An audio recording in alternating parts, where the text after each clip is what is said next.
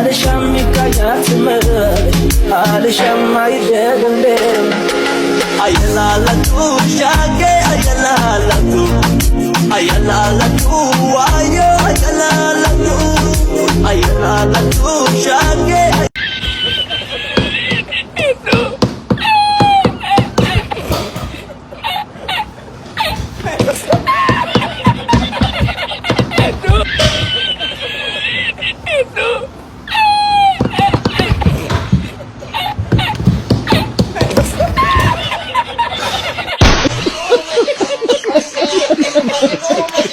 እኔ አርሰናል ዘንድሮ ይለያል አለ። ዘንድሮ ይልቅስ ካለፉት 3 ዓመታት የሚለይበት አንድ ነገር አሳያለሁ።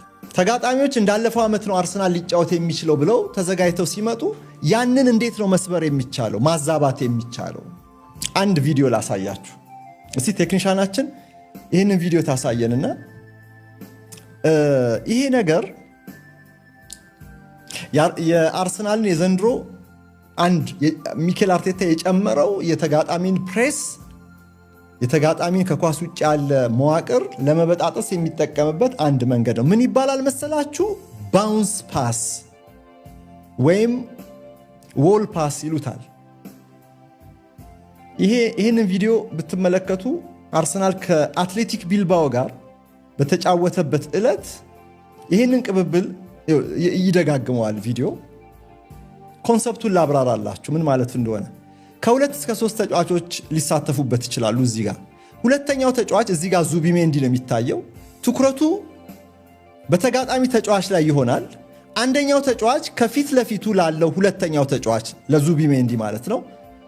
ዙቢሜንዲ የተጋጣሚን ፕሬሸር የሚስብ ተጫዋች ሆኖ ነው እዚህ ጋር የሚታየው። ሌሎች ወደ እሱ ይጠጋሉ። ይህንን ፕሬሲንግ ይህንን ፕሬሸር ለሌሎች ተጫዋቾች ነፃ ለማድረግ አንደኛው ተጫዋች ከፊት ለፊቱ ላለው ሁለተኛ ተጫዋች ወይም ፕሬሸሩን ለሚስብ ተጫዋች ለዙቢሜንዲ ያቀብለዋል። ሁለተኛው ተጫዋች ዙቢሜንዲ ደግሞ እንደ አስፈላጊነቱ ለሶስተኛው ተጫዋች ያቀብለውና ኳሱን ለማጥቃት በሚያመች ቦታ ላይ ነፃ እንዲሆን ያስችለዋል ማለት ነው።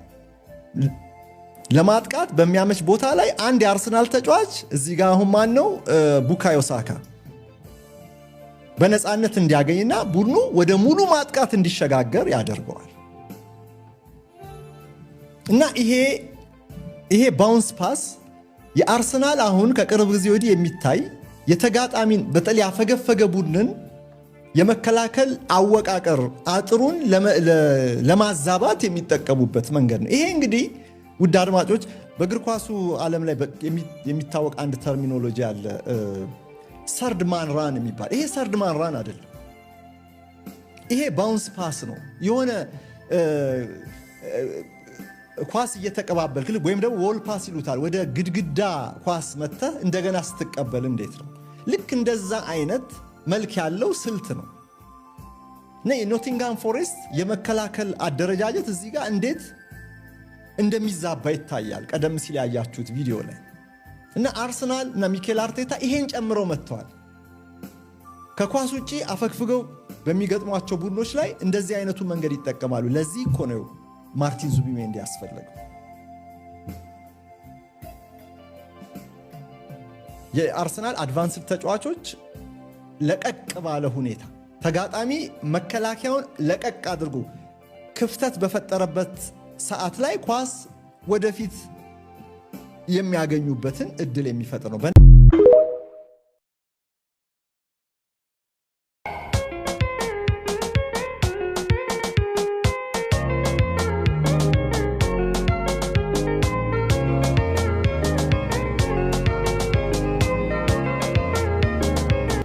የምን አትልሽ ምን አባትክ ነው? እኔ አልፈልግም። በቃ አትምጣ።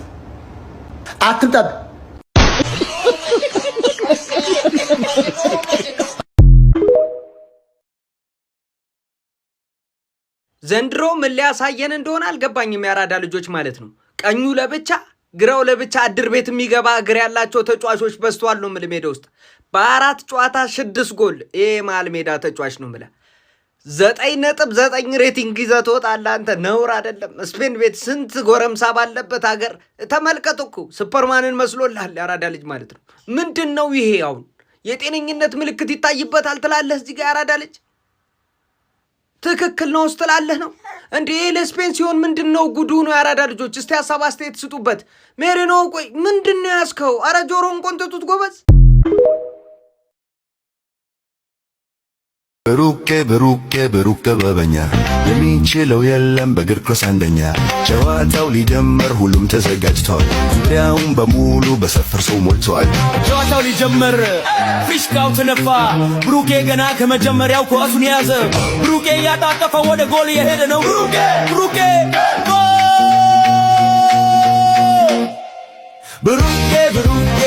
በበኛ የሚችለው የለም በእግር ኳስ አንደኛ።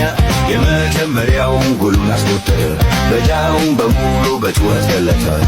ህልም አለ ለዚህ ክለብ በተጫወትኩኝ ህልም አለኝ።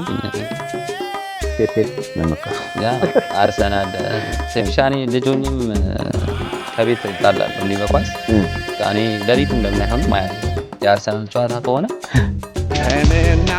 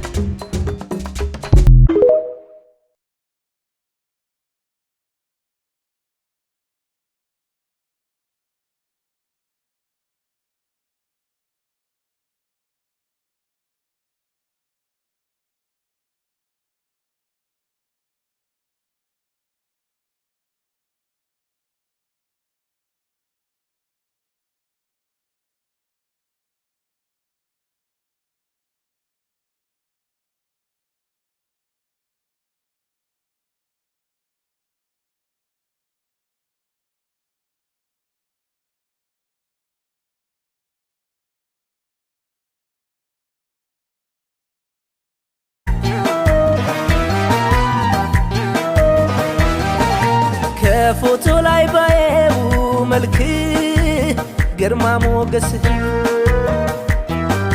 ሳትነግረኝ ነገረኝ ምስል ለኔ መኖርህ ጎንብሰ ወገብክን እኔን ማቅናትህ ቤት ቤትን ስትል ውጭ መጥላትህ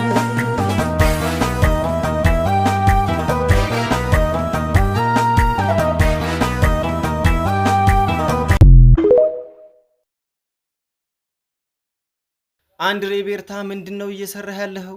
አረ ይበቃናል። የአርሰናል ደጋፊዎች በደንብ ኮፒ ሊንክ አድርጉት። እንግዲህ ትናንት ነው መረጃው የወጣው። ቲም ታልክም ይዞት ወጥቷል። ሬዲዮ ኢጣሊያም ይዞት የወጣው መረጃ ነው። እንግዲህ ክለባችን አርሰናል ገብርኤል ጀሱስንና 50 ሚሊዮን አካባቢ ለሰጥቶ ኬናን ይልዲዝን ለማስፈረም ይፈልጋል። ወደ 43.5 ሚሊዮን ዩሮ አካባቢ ሰጥቶ ኬናን ይልዲዝን ማስፈረም ይፈልጋል የሚል መረጃ ከጣሊያን ምንጮች እየወጣ ነው ያለው። ከባድ ነው እውነት ከሆነ። ምን ጉድ ነው የሚወጡት ነገሮች ሁሉ በጣም የሚያጅቡ ነገሮች ናቸው የሚወጡት። ያው ለክለባችን ዳትማይ ሶርሶቹ ምንም ብዙ ታማኝ የሚባሉ ባይሆኑም ማለት ነውና እኔ በጣም ነው ደስ የሚለኝ እውነት የሚሆን ከሆነና ነገሮች ገፍተው የሚሄዱ ከሆነ ማለት ነው። እዚህ ደግሞ ለክለባችን ቅርብ የሚባለው ቻርልስ ዋትን ታውቁታላችሁና ስለዚህ ጉዳይ እኔ መረጃው የለኝም ምናምን ብሎ እንትን ብሎታል፣ አደባብሶታል። እሱ ግን እነዚህ ነገሮች እየተናፈሱ ነው ያሉት። አቢቢ ወይኔ ኬናን ይልዲዝ ወይኔ ይሄ ነገር እውነቱን ሆኖ ጀለስ የምትመጣ ከሆነ ባለፈው እንዳልኳችሁ ነውና እስኪ አዳዲስ ነገሮች ካሉ እናወራበታለን። ከችላለሁ እመጣለሁ መረጃ ይዤ። ይመቻችሁ።